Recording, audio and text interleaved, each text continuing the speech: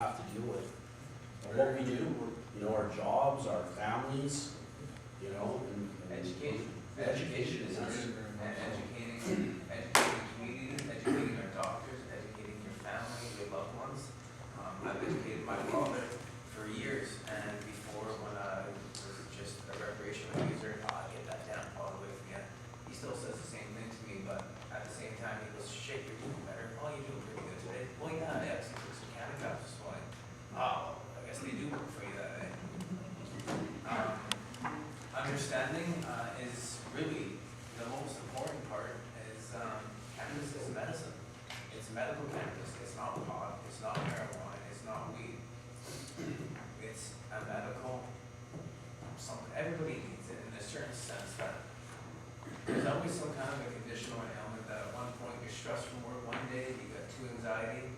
Well, a lot of people drink or take an Ativan because they want to relax. So that's far more worse than picking up some medical cannabis and having a little total go to sleep. It helps you sleep. My brother-in-law helps him sleep. It helps other friends get through their days. I have a friend of mine smashes pellets in half. He's got rods, he's got 18mm rods in his back. And he uses cannabis every day for muscle spasticity, like myself.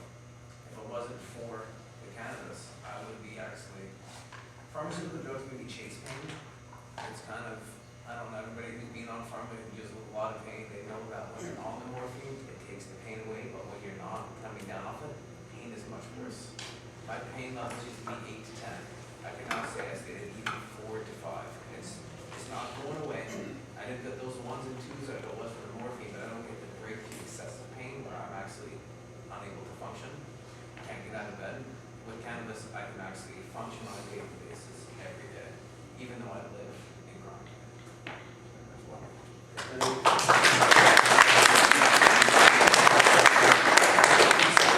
It's never hard to preach to the converted. Right? We all share those stories of where we come from and where we're going. And I think that's, you know. And for me, I feel like I feel empowered. I'm actually like, wow, you guys are great. It's great to see such a crowd. This is the first time I've ever actually had any speaking in front of anybody. So I mean, I was a little nervous too. Where did you get the capsules from? Is that a compassion club? Okay, yeah, I didn't really go into that. I volunteered to play. So can I just say something? One thing. We want to, ready? Yeah, well, we'd like to open this up now to the questions. We've got about 10 minutes here, and of course, we'll be able to open it up just to sort of friendly discussion afterward. Maybe for the next 10 minutes or so, if you've got questions you'd like to put to the panel, that'd be wonderful, and we can kind of break it up, and people can, you know, ask questions that maybe a little more personal nature. Anybody would like to ask? Where'd you get your capsules?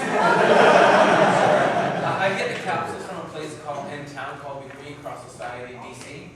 We are like the other compassion clubs in town. We are a non-profit organization.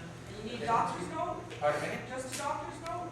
With us, we actually have forms. We actually get a doctor to fill out a form. It has to be faxed from the doctor's office. Once it's faxed, we receive confirmation from the fax. Then you come into our facility and you get a card. The card has a picture of you on it. Can't see from back there. And then you're able to access. We have 16 and 18 different smokable products on the board. We have 4 different 5 different kind of capsules, like different ratios, 10 milligrams, 20, 50s, I take 120s, 80s, 60s. I take a wide variety of capsules.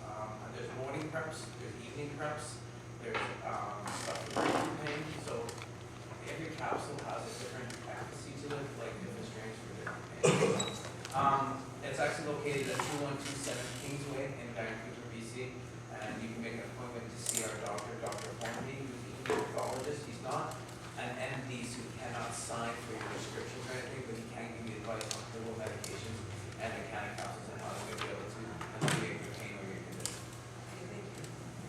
How did you get to that level? Like, you didn't want to take the drugs anymore, you just got fed up and you went somewhere and said, I need this, I need this. After- Eventually, I was going to say that after I suffered such severe trauma, I actually took a good look at I researched my injuries. I really got involved. And I started realizing people who were taking heavy pharmaceutical drugs over years started coming down with fibromyalgia, multiple sclerosis, lupus, damage to the central nervous system. So in the beginning stages of me knowing this, I chose to use natural supplements. The Green Cross showed me how to use these natural supplements are pharmaceutical drugs. So I you think have we to get go better through a with bunch of marijuana products to find that one that works for you? I've actually tested, yeah. If you need any testing done, I can do that for you.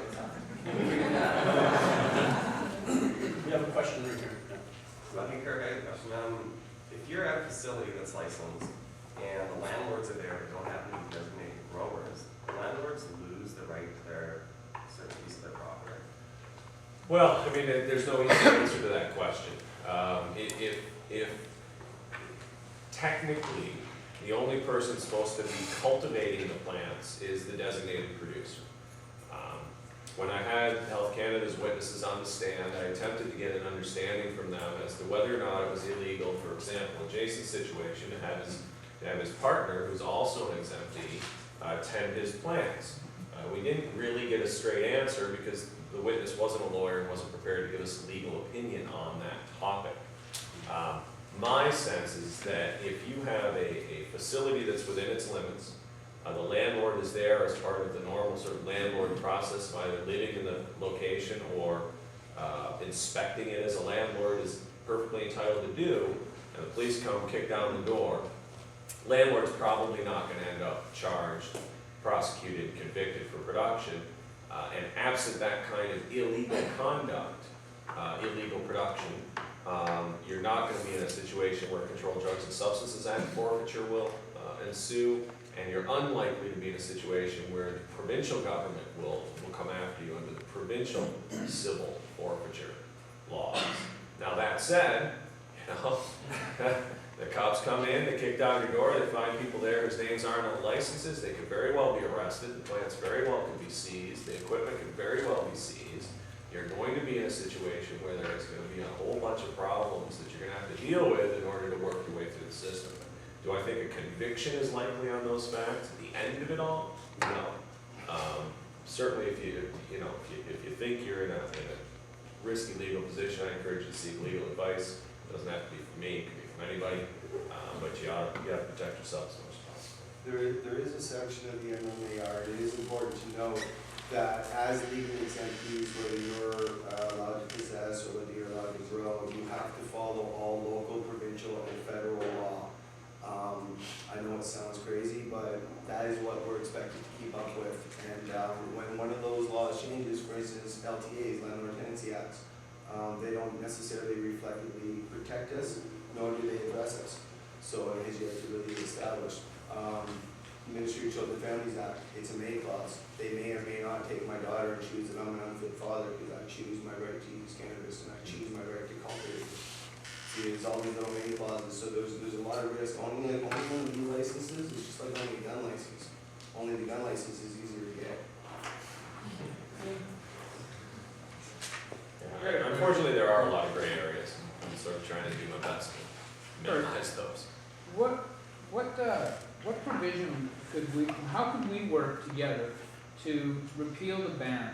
Like, if this is such a big deal, and it is a big deal, if we could repeal the ban on prohibition, wouldn't that just kind of like solve the problem? Well, certainly. I'm seeing a shake yeah, of I the mean, head, certainly. yes, and I'm seeing another shake of the head, and I'm seeing a shake. Yeah, I mean, And look. I'm seeing a shake. Now, how do we go about Well, pushing isn't that the perennial question? I say this, absolutely, without any doubt whatsoever, if marijuana prohibition was repealed, all the roadblocks that medical marijuana patients face would probably evaporate fairly quickly, and then we'd be on to talking provincial insurers, health insurers, MSP, about reimbursing costs for people, as we do with all manner of other medicines. How do we end prohibition is a topic that if I had the answer to, we'd have ended it, a long time ago. But I think it's with activities like this, but it's also with taking what you've learned in this room and the energy that's been created in this room, and then using that to educate 3 or 4 other people, and ask them to do the same thing. And whilst doing that, you want to write to your member of parliament. You want to schedule an appointment with your member of parliament. There are 308 members of parliament. They decide what the law